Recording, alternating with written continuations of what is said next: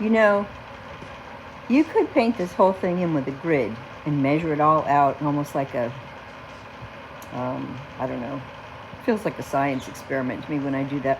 But I could grid it out. Then I know exactly where the nose and the mouth is supposed to go, and it's a clever way of doing things. It doesn't help me with my hand-eye coordination, which is what I'm trying to develop here. If I want to make a perfect painting, I could make it much more perfect. If I want to practice my hand-eye coordination, I have to be willing to make mistakes and do it this way, which is what I'm doing. I'm allowing myself to make mistakes. Not only that, but with colors. I could sit there and get the exact right color in on the first stroke, but I don't really care about that. I just want to get the basic color in and then go from there. It's just another way of painting the painting. There's so many ways you could approach this. You could do absolute one stroke with the perfect color the first time on a gridded pattern that you will not make any mistakes on. And for some people, that's the way to go. For a lot of people, it is. But I just want to see if I can draw, not if I can make a perfect painting. So that's my choice for this painting. Maybe I'll try a grid on another one. I paint it differently every time. I don't have a one-time, this way fits all when I paint. So here's a very old photo from the 70s, the late 70s, of my father holding my daughter. I did a painting for her of her grandma holding her when she was christened, and I'd like to paint this picture possibly in watercolor to start with. Maybe that's all I'll do. I haven't decided yet. Or I could end up doing it in oil or acrylic if I so choose later. But at any rate, what I'm doing now is just trying to put the shapes in approximately where I think they are, because the light is shining right on them and is throwing a shadow behind them, which is very interesting. She's sitting at a piano because she loved the piano. She always loved her instruments from when she was a very little baby. So she ended up playing the piano, the clarinet, the trumpet, and now she's got her children playing instruments as well. They've had everything under the sun, from trumpets to guitar to drums. And now my second oldest grandson is getting a major in college, about to get accepted. In fact, he's been accepted into several colleges for clarinet.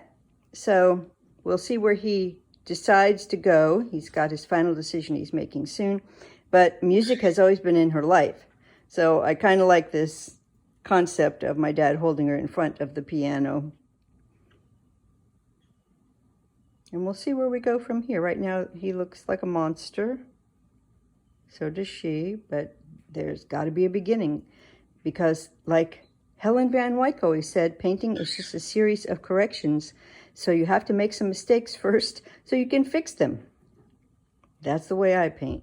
I'm sure there's some other very talented people that put a stroke down in the right place the first time, but that's not me. So here we go. I'm just using a little water to make this charcoal stick so it's not flying all over the place, and it darkens areas, and you can even lighten with it just like you would if you were using it as a watercolor.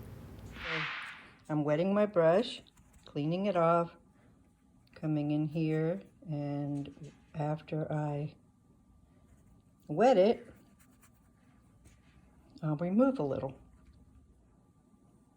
We'll come back and work some more on it, but we have a beginning. So I've taken a little bit of my gloss varnish, put it on here, used my very, very soft brush. Yes, it has muted a lot of it, and even, in fact, in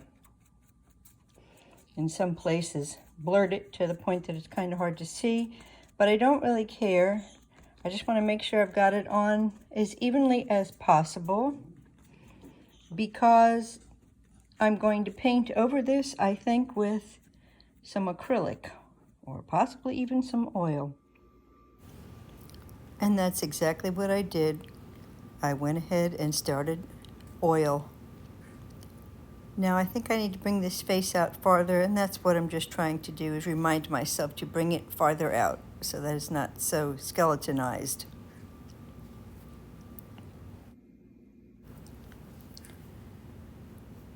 So I'm just getting the basic block in right now. No details, just blocking in the colors. And I am not standing back. I'm very close up, which means I have the possibility for errors in perspective, as including right there I drew his shoulder in when it should have been up much higher. So he really does look like Frankenstein right now. The color doesn't matter that much. We just want to get a base color in that we can go over later if we want to. Putting the shadow around the baby and my dad allow me the opportunity to reshape the face and reshape the head. So you can go back and forth between the skin tone and the background until you get the shape of the head the way you want it. Just some basic skin tones going down.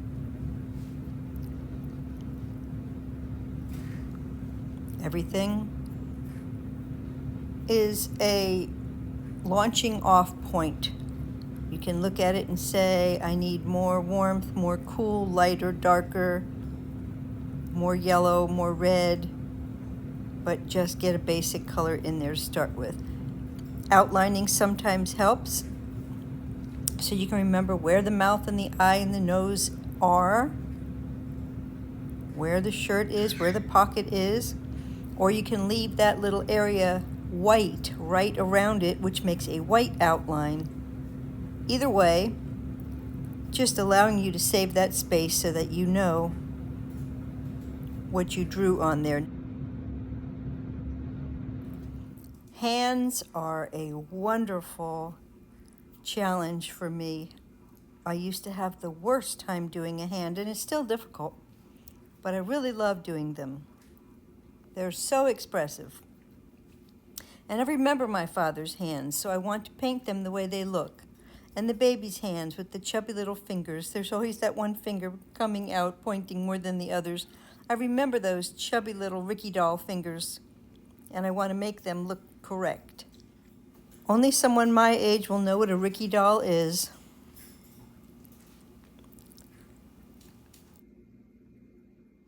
I move around the painting and paint a little of this and a little of that. No area is completed all at once. It's very frustrating for me because often when I paint a painting in, I get the likeness even though it's not finished. But as I begin to finish the painting, I lose the likeness and I have to find it again, and I don't always find it. It's a very difficult process doing a portrait.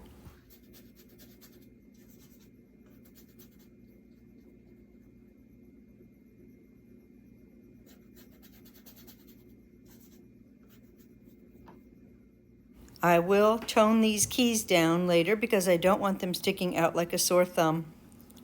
So I will, basically, this piano is not important. I just want you to understand it is a piano, but I don't want it to be a major focal point.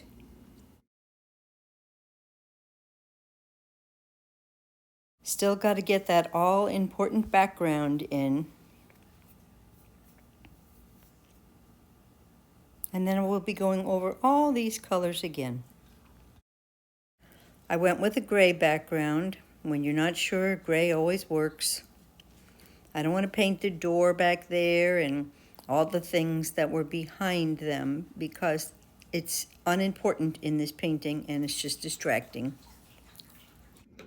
So I'm not happy with the face and I wipe it out, which happens.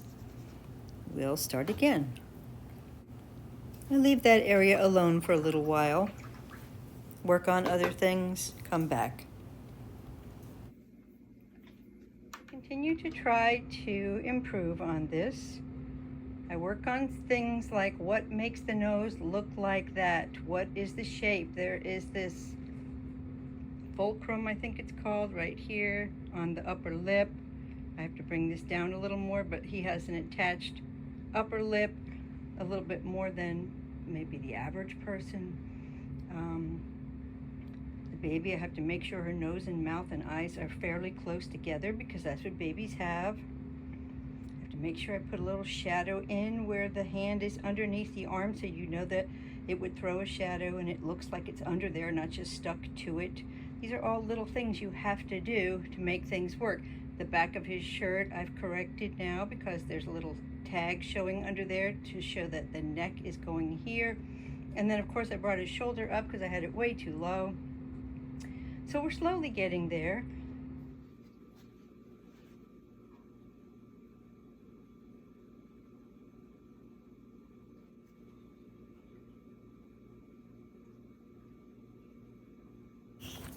In the photo, he's got a very small smile on his face, and his lips are separated just enough that you see a tiny little bit of his teeth. The baby's mouth is open, and you see just a little bit of her tongue in there. Whenever she was concentrating hard, if I gave her the job of dusting or doing any little job, she would open her mouth and do that. I don't know if she still does that to this day, but she did it when she was a child. So I'm trying to get these little things correct. I want him to look like he's smiling. I work on him to the point that I lose the likeness again and have to work to get it back again. But while doing that, I've got the piano where I want it.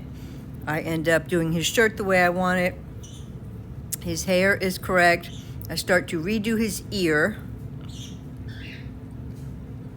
But the mouth is not quite where I want it, nor are the eyes when I'm done. I've kind of messed them up, so I'll have to work on them again when I'm done messing around here. I'm gonna work on those glasses. They're not right. You cannot see that much of the glasses from that angle. I have to move them over a bit. Because this is still wet, I use something to lean on so that I don't get all the paint all over my arm. I still managed to get it on my shirt anyway, but at least I didn't smear the whole painting.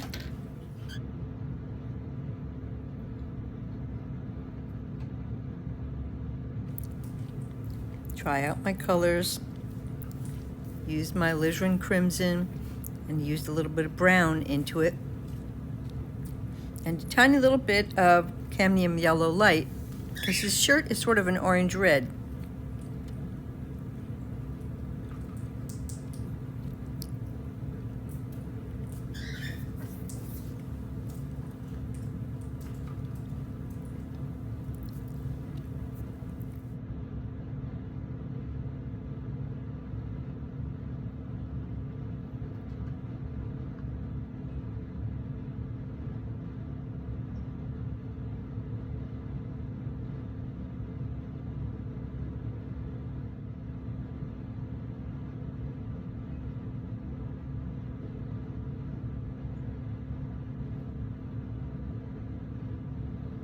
You see how the skin tones have changed as I painted the painting. I started out very orange, but then I went over with a lighter color.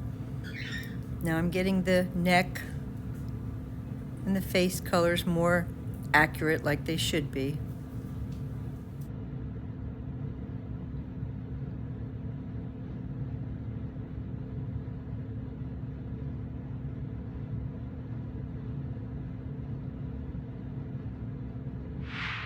I'm wiping out the glasses line from when I had them in before. So now we have the new adjusted glasses where they should be on his face.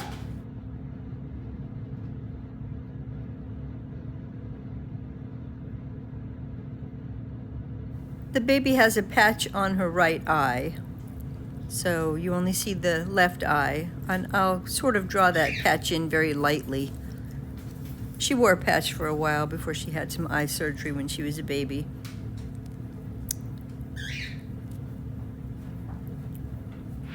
You see, I move around the painting a A little bit on the faces, a little bit on the shirt, a little bit on the piano, back to the shadow again.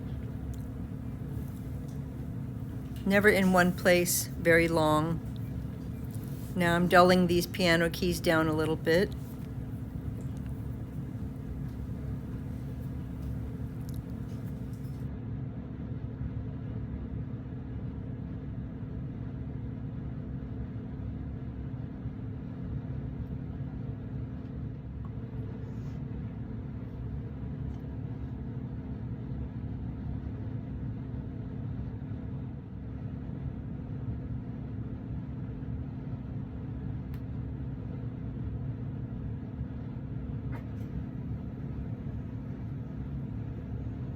When you're filming, you can find the exact moment when you screwed up the painting, and that was it. So I will go back and I will make that look right later.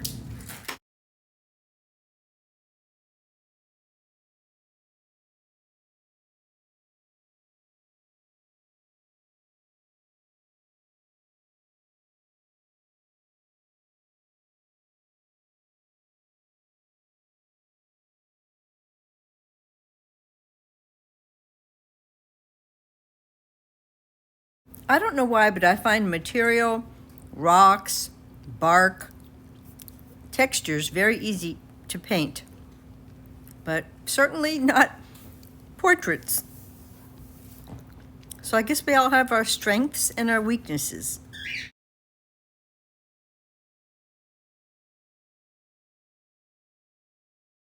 So I'm finished with this now. What have I done to complete it? Well, for instance, the baby's nose was very, very hard. And how did I complete that? Well, by making this side of the face a little darker so that when I did do the nose, I made that a little lighter and it made the shape of the baby's nose.